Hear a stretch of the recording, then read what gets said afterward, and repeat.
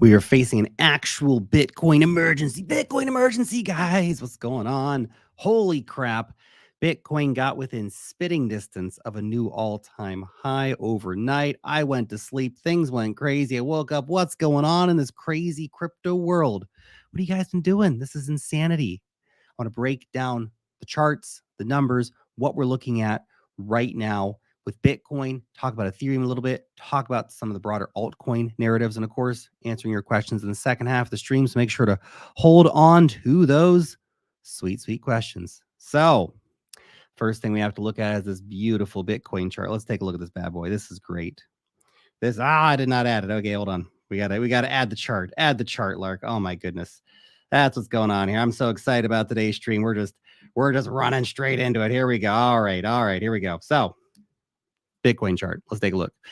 RSI getting up to 85 almost overnight, getting back into the kind of area. This is on the weekly charts, by the way, getting back into the kind of area where generally we can see the price struggle a little bit, us get into a little bit of trouble per se. But that being said, RSI can remain in an overbought zone for a very, very long time. Here, let's take me off the screen so you guys can see this better.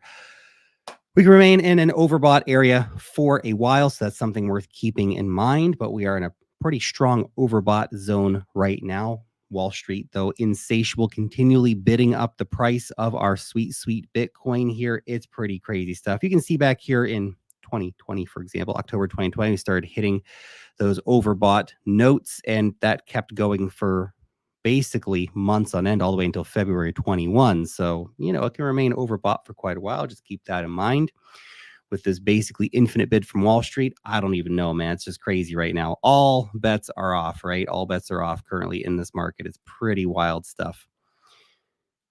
Now look at this chart here. See, yesterday I posted a chart on X saying this zone right here, that is in a normal market, an area where you'd expect maybe some resistance to come in. No. Bitcoin just knifed right through that like a hot knife through butter, blasting all the way up yesterday to around $64,000 and some change. Absolutely crazy. Look at this weekly candle. I mean, what a beast. We have gone this week from $50,000 to $64,000. You have to understand, this does not normally happen in Bitcoin. This is crazy stuff. We went up $14,000 in a week, guys. What is going on out here?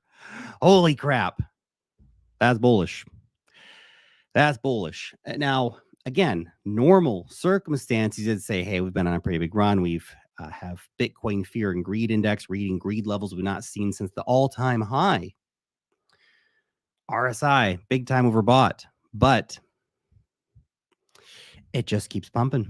It just keeps pumping. Billy saying, hey, did Coinbase act as a circuit breaker? Yeah, Coinbase went down. We're going to talk about that in a few minutes. But essentially, we probably would have hit a new all-time high had Coinbase not fallen apart at the critical time. Mania was happening. People were going crazy. It's pretty exciting to see everything that's going on right now in the market. But what a day. What a candle. Holy crap. You're here for this. We're here for this. Isn't this exciting? The funny thing, though, it's weird. It's happening so early this time. What does this mean for the rest of our cycles? Does it just mean that this cycle is going to be way bigger and way crazier than we could possibly imagine? Or are we really going to get an earlier cycle, an accelerated cycle where we actually top out sooner and catch everyone with their pants down waiting for late 2025? We have to be aware of that possibility, of course.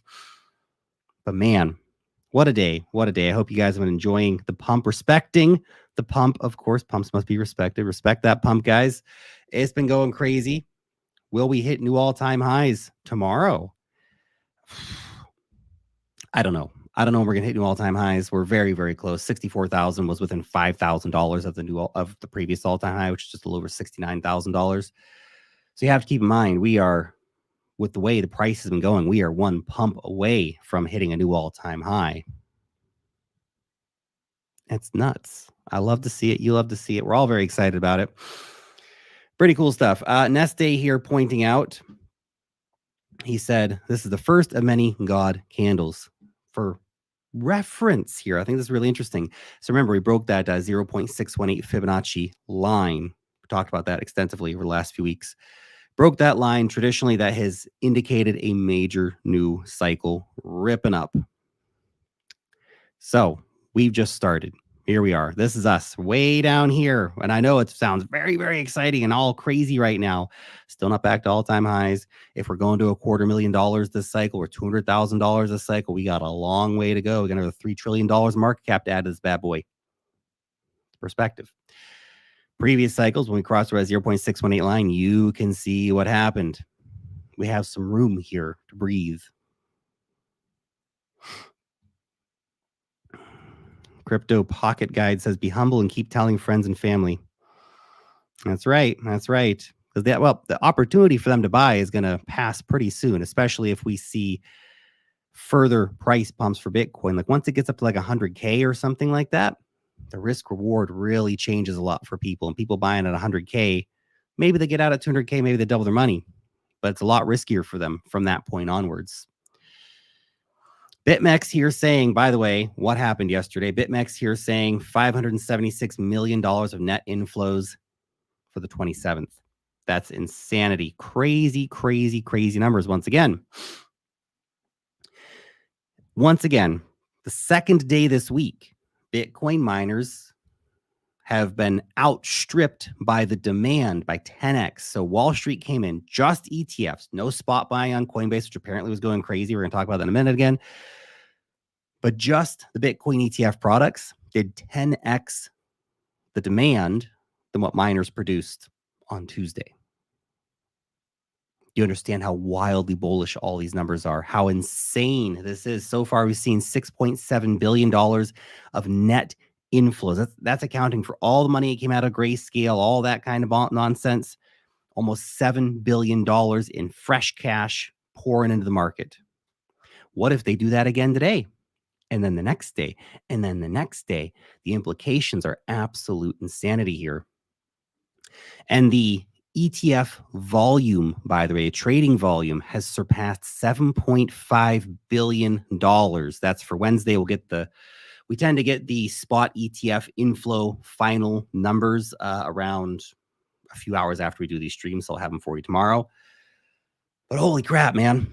$7.5 billion in volume. That's twice the volume. So this is this is Wednesday's volume, which was twice the volume of Tuesday and twice the volume of Monday. Monday was a record day for volume. Tuesday was a record day for volume. And Wednesday's trading was not just a record day for volume. It basically beat the two of them combined. Monday and Tuesday were both record days. My guess is a lot of spot Bitcoin was bought. It's hard to tell exactly from the volume because remember, volume is also selling. We saw a lot of Grayscale Bitcoin going out, for example, a few $100 million. So people are also just trading these ETFs back and forth. So $7.5 billion in volume doesn't mean $7.5 billion in buying, but that might represent $700 million in buying, for example. We don't know. We'll get those final numbers. I'll share them with you tomorrow. But that's crazy stuff. Wild. Love to see it. Love to see it without a doubt. Morgan Stanley now considering offering spot Bitcoin ETFs to customers of its large brokerage platform.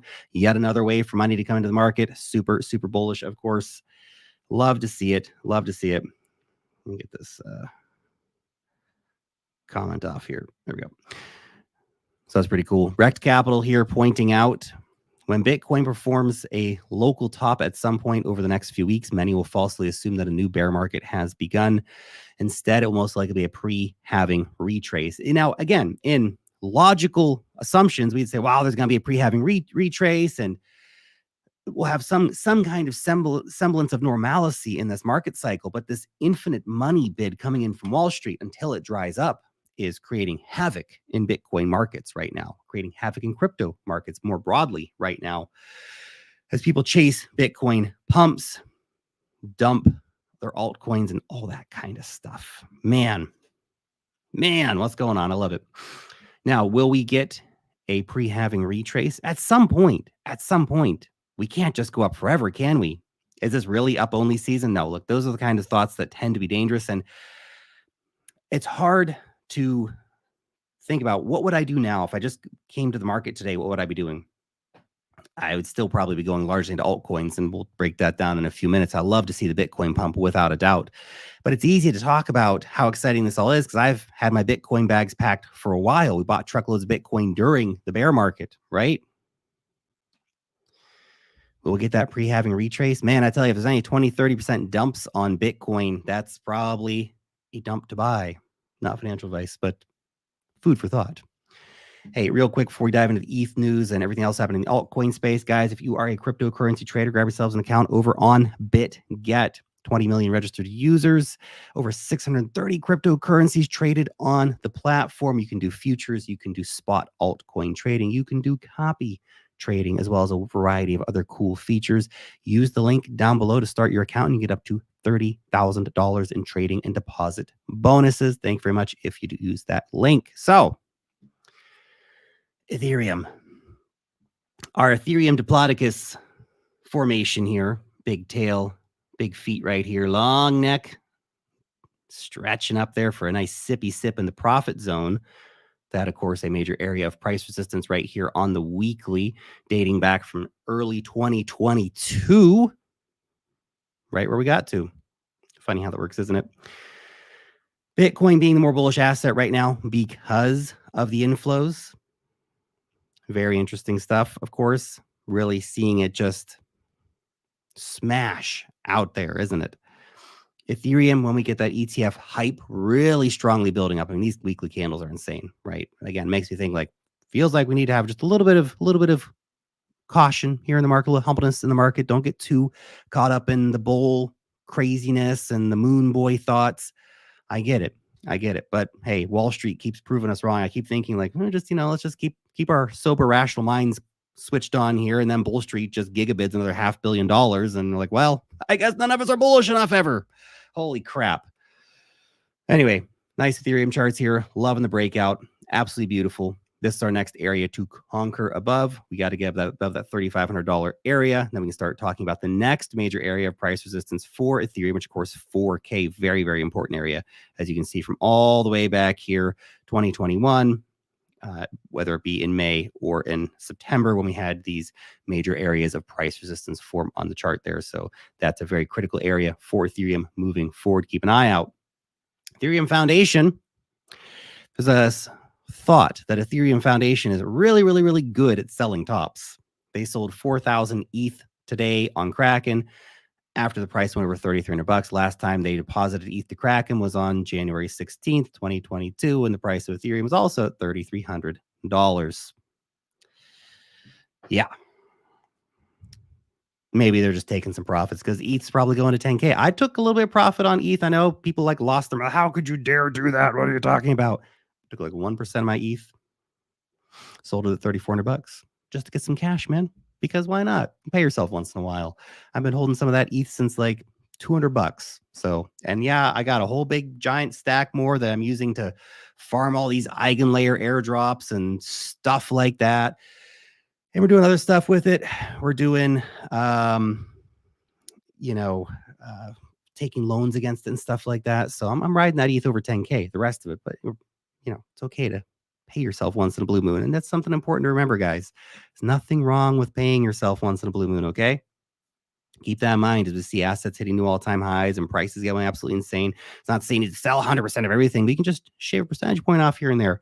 Go out, buy yourself a watch, do something crazy.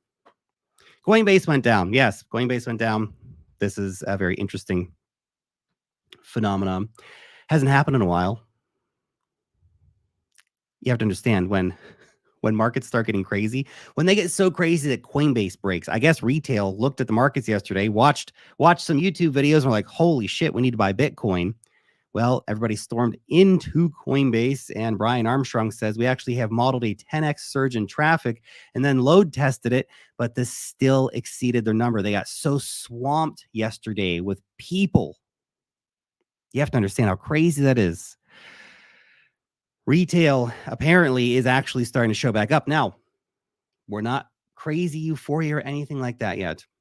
If you look at sort of the broader trends for Bitcoin, daily, we've seen a bit of a surge in Bitcoin, but in general, we have not compared to the highs of 2021 in terms of Google search interest. Long way to go still. But already Coinbase is struggling. Let's realize again how crazy this market cycle is going to be. Holy crap. CRG saying the exit liquidity is coming. Coinbase App Store ranks slowly rising back to 279, the highest point since January, which is pretty interesting, isn't it? Back in early 2023 is all the way down around 500. It's grown 100% almost since then. When we see the Coinbase app back in the top 10, that's your signal, guys. That's just there's one of the most reliable signals in the market. That's the time to take some damn money off the table. Yes, my Coinbase stocks better go to $1,000. It'd be great. Dave Portnoy getting sponsored by Kraken, apparently. Say Yano from Blockworks saying we are most certainly back. Hey, look, and this Bitcoin pump's been wild. It really has. But also worth keeping in mind that, you know, altcoins still make the more money, don't they? The right altcoins, the right time, obviously. Pepe up 170% this week. Dogecoin up 36% this week. Arweave up 83% this week on some big news announcements. So pretty cool stuff. Pretty cool stuff, guys. To all the OGs, we are going to make it, Lark. Keep doing what you do. Yep, we are well. Thanks for super chat. We are well on the way, man. We are well on the way. It's been a very exciting time. Of course, a lot of difficult times throughout the bear market, a lot of pain and suffering, but those times always end. The good times always come back, and the good times are here again. So make hay while the sun shines, strike while the iron's hot. Don't miss the opportunity. If you're still sidelined, I don't know what you're doing. If you're still sidelined, if you're just getting back into the markets now, try not to FOMO too much. Take your time, figure out what's going on, make smart decisions. Okay, please. Crypto's a risky market. You can lose all your money real quick. You don't need to be doing wild leverage trading, 100x leverage. You don't need to be doing all kinds of crazy stuff, okay? You can actually just take a little bit of time. If we're really at the start of a mega super wild bull run, which it seems like that's probably the case, then you have some time. It's going to last another 6 to 18 months, let's say. I say 6 because if we get an accelerated cycle, maybe 8 months. If we get an accelerated cycle theory, which I'm not totally sold on the concept yet, but hey, maybe, especially if we get some real macroeconomic meltdown shit happening. But in general, we're still on the broad expectation of the market cycle finishing sometime in late 2025. But anything can happen, and that's just a prediction. And predictions are like butts. Everyone's got a prediction, and most of them stink. Okay. Hey, I want to share this with you. Thanks to the dudes who are blockmates for sharing this story. But holy crap, he sold his dog whiff hat, and he could have had $5 million. This is the wildness of meme coins, isn't it? Could have had $5 million. Man, I didn't buy dog with hat, so I got $0 out of it. But damn, haven't actually had it and then sold it and making a little bit of money out of it, and then it just moons. It just moons. And it's hard to know which meme coin is going to be the one to do this. For every dog with hat or Pepe or whatever else, there's 100 other that completely fail. So that's crazy, though. There's going to be a lot more stories like this. The pirate crypto home pointing out why aren't my alts pumping right now? It says when either the top two coins move with such aggression and volatility, then liquidity gets sucked up. Alts lose their dominance. Most of them do little to nothing. Exactly. This is actually Bitcoin season right now. When Bitcoin moves like this, we tend to see alts suffer a bit, but they will come back. They will come back. And you know why altcoins are going to come back? Because of stuff like Coinbase literally being a circuit breaker to the market and shutting down because it got so swamped with people flooding in to buy stuff.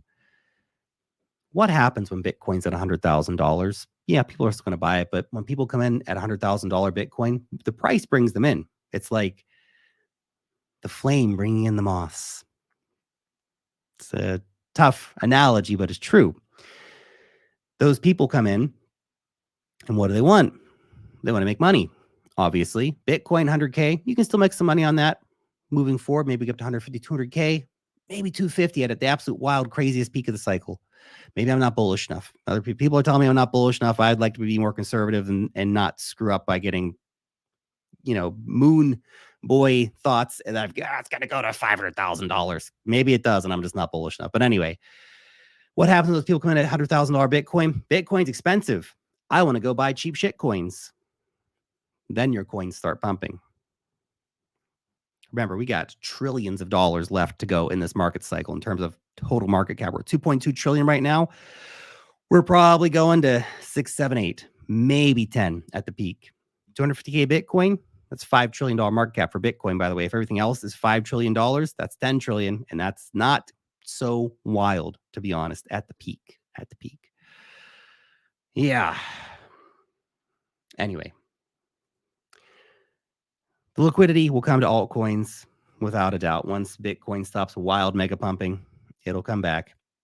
Hey, before we start answering your questions, real quick, if you're not signed up to the Wealth Master newsletter yet, best damn newsletter in crypto. I know I'm biased. It's my newsletter, but it is the damn best newsletter.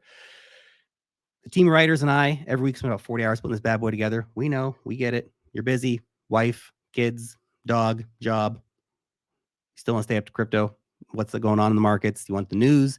You want hot airdrop opportunities. You want the latest NFT mints. You want deep dive altcoin reports so you know what's going on with the latest, hottest trending coins. We got you covered, man. And it's free. Check it out. Link in the description. You can join our 100,000 plus weekly readers. Thank you. So let's do some questions. What do you guys want to talk about? We're going to try and keep the stream a little bit shorter. I mean, letting them go to almost like an hour. So maybe we'll just like 10, 15 minutes here. Not too crazy. Crack open a cold drink, relax a little bit.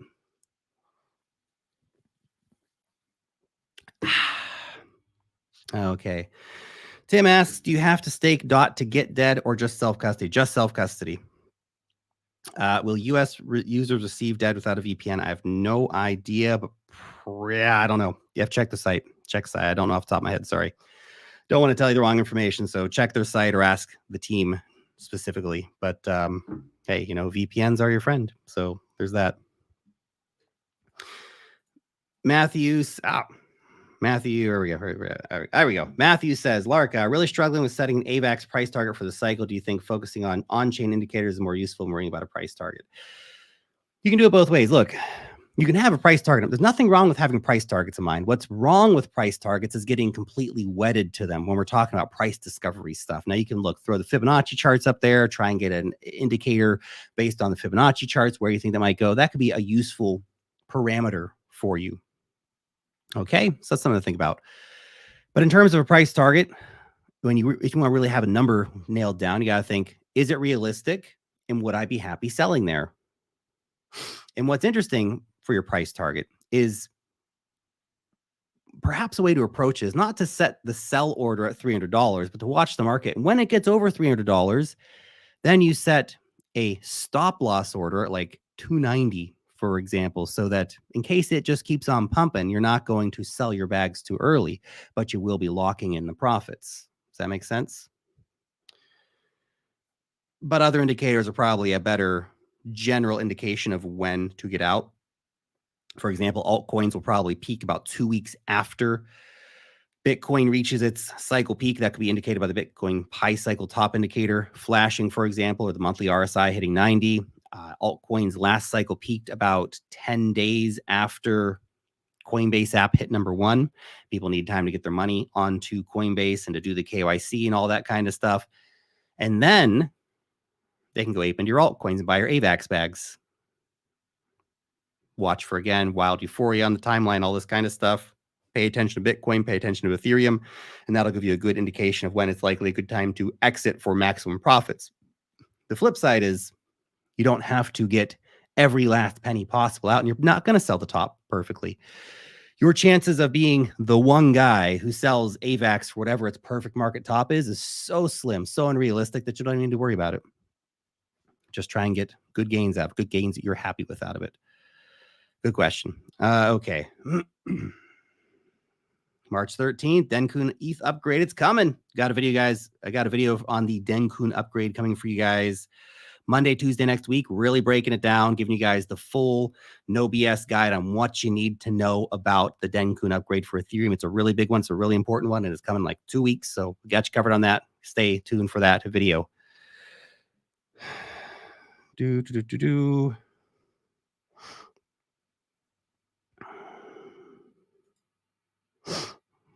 Steve, the schools don't teach us shit. That's true.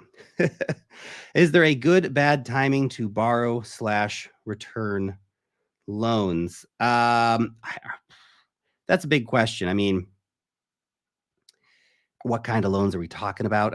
I guess in general, I mean, are we talking about borrowing money against your house? Or are you talking about credit card loans? Or are you talking about like on-chain loans, taking out money versus your Ethereum, for example, to ape into more shit coins?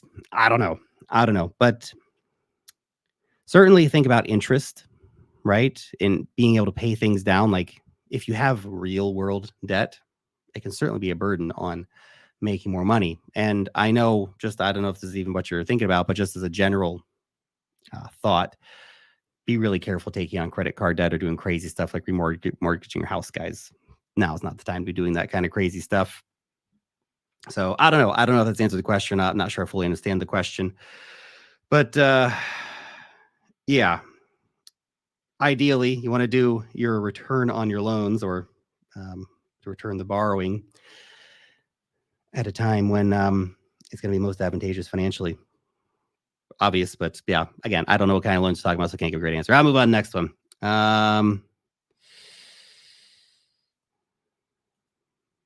Is it true that Cardano is working on a blockchain connectivity for Bitcoin to be a stable coin on its chain? I have not heard about that. Wouldn't be surprised, but I've not heard about that. Lark, when are they going to fix ETH so we have reasonable gas fees? 2 weeks. Denkun upgrade is coming. Watch out for it. Should help a lot. Ramming Speed says, sell your home, go into crypto. You need a place to live, guys. I guess you can go rent. Right? But you need a place to live. Am I buying any Bitcoin NFTs? No, not right now. There's too many things going on, man. I in general, NFTs, I'm not really spending a lot of time on. It's just a whole own niche, and there's the rabbit hole's so deep, and man, I just don't have the time or the sanity to do it. And I don't need to do it because I make plenty of money doing other things. I don't need to go down the NFT rabbit hole. But if you have the time and if it's interesting to you, especially if it's interesting to you, this is the thing. NFTs are really cool and fun. And if you enjoy the cool, fun aspect of NFTs, then rock it out, man. Have a good time. You'll do great, hopefully.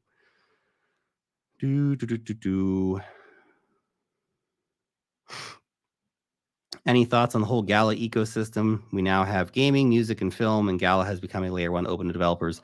You know, I'm not wildly familiar with Gala. That we're gonna put them on the short list, and we'll give you guys a decent review here in the near future. So starting from this weekend, I hope we're going to start doing 2 coin reviews per week. So this is really just like straight dope, no bullshit information on the coins. What's the coin do? What's the token? What's the controversy, drama, risk, whatever? What are the opportunities of that coin? Real, just hardcore educational stuff. You know, no price predictions, no BS like that. Just education. What is this coin? What does it do?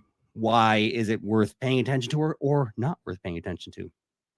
Of course. So I hope you guys are going to appreciate those. We're going to try to do 2 weeks. There's a lot of coins. If those reviews start becoming popular and you guys enjoy watching them and you appreciate them, then we might even bump that up to 3 per week. We're going to start off with 2 per week for the next sort of 3 months approximately and see how those videos go. If you guys appreciate them and enjoy them, we really want to just ramp up the education that we're delivering here on the channel to let people know as they're coming into the space, the information that they need to know before putting their money on the line. And so, yeah, I hope we're going to get a lot of great videos out like that for you guys.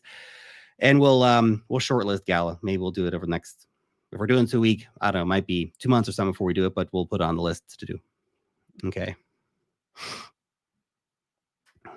Okay. Good questions.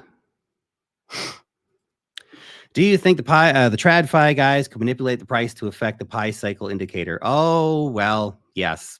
I mean, not specifically to hit the pi cycle indicator necessarily, but you have to understand now that Wall Street's here, Wall Street's bringing all their games with them. We cannot trust them. They're not our friends. BlackRock's not here for you. Fidelity's not here for you. And Fidelity's a pretty Bitcoin friendly company, but still, they're not here for us. They're all here to make a buck, and that's fine. We're here to make a buck too, aren't we?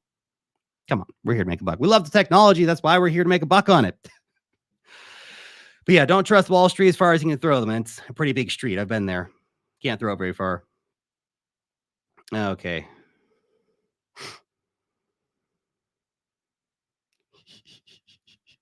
Sell the house, dude. You can't live in mom's basement forever. Michael says, you say sell in 2025. Would you sell ETH BTC, though, with federal and state taxes at 33%? Is a guaranteed 33% loss worth the risk of how much percent BTC? Yeah. Okay. Taxes, absolutely always something you must consider. And look, I guess you're in the States. Depending on where you live, you're going to have different realities for your taxes.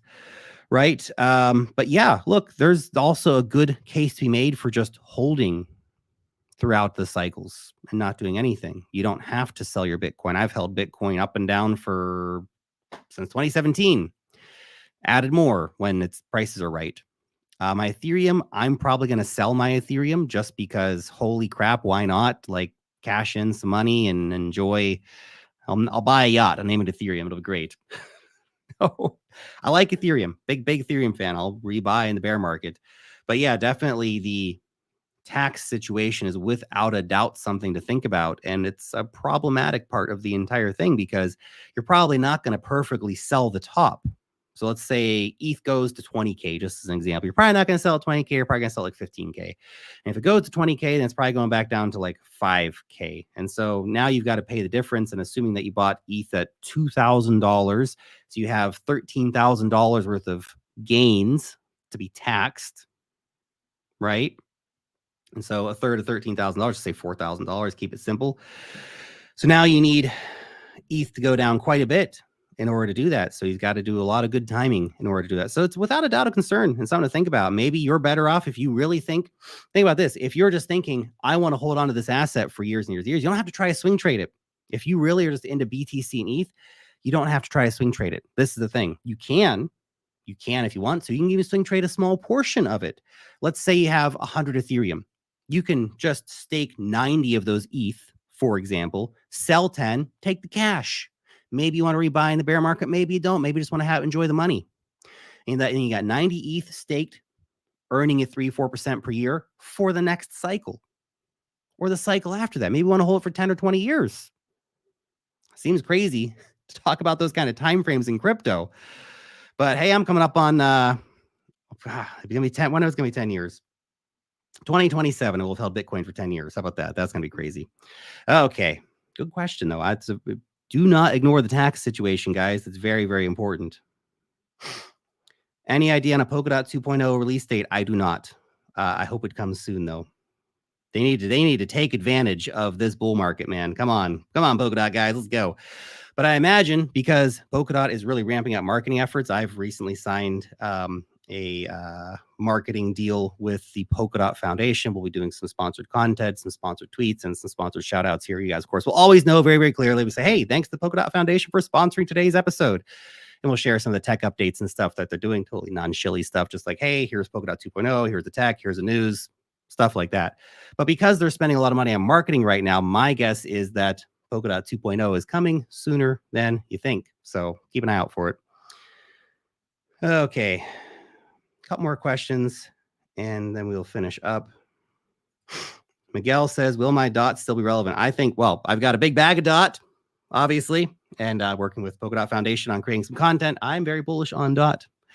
I think it's got a great potential around that 2.0 narrative. So I'm not selling my DOT. I was pretty disenchanted with parachains, but I think they've recovered since then and have a great new narrative building up. Tag. Don't know how to say your name, man, but Mr. Smith, when is it time to sell Bitcoin and roll into altcoins? I have no idea. And it's really tough. I'm not doing that. I'm not selling my Bitcoin and rolling into altcoins. I'm just holding on to my Bitcoin, chilling with it. It's fine. I don't need to sell the Bitcoin. I can take a loan versus the Bitcoin. Have you thought about that? Taking a loan versus your Bitcoin? Hard because you don't want to use a centralized player, and even using, of course, stuff on chain is dangerous. Maybe you are just better off selling and then throwing your cash into altcoins. For me, the Bitcoin that I have is like my long-term holding stack. And even though I might screw around with a little bit of it, like 10, 20% of it, the vast majority is not going anywhere. It's just going to sit there, and it goes up, it goes down. I don't really care. It's fine. I'm holding it long-term. So I'm not going to be selling Bitcoin to try to roll into alts. Now, if you have a smaller portfolio or that's the game you're just trying to play in general, then I still don't have a good answer for you because this bid from Wall Street's changing the game, man. It's making things so much more unpredictable. in the market. So,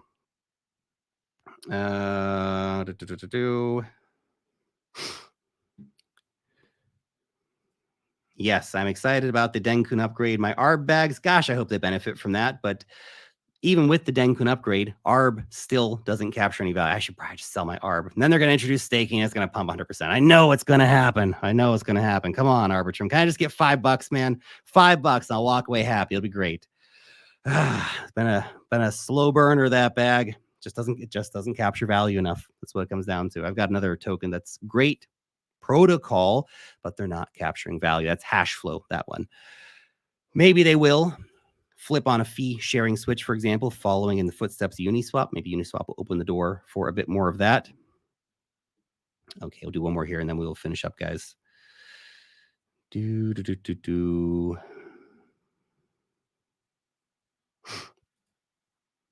Chad says, so if you convert your Bitcoin to a stable coin and then you sell it to fiat, don't you get taxed twice? Well, the tax between a stable coin and the fiat, if you are in a jurisdiction, depends on your jurisdiction if they're going to do that or not.